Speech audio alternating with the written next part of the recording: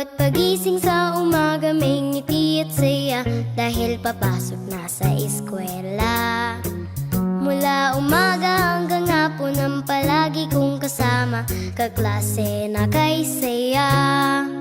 Makukulit, magugulo, maingay at nambubuyo, kaya sila'y nagpapagalitan ng teacher ko. Hindi batang mabuti, palagi ay seryoso ang mga bata na katulad ko.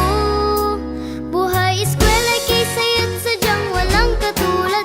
Dito'y binubuo sa isip ang mga pangarap, ang sipag at tiyaga'y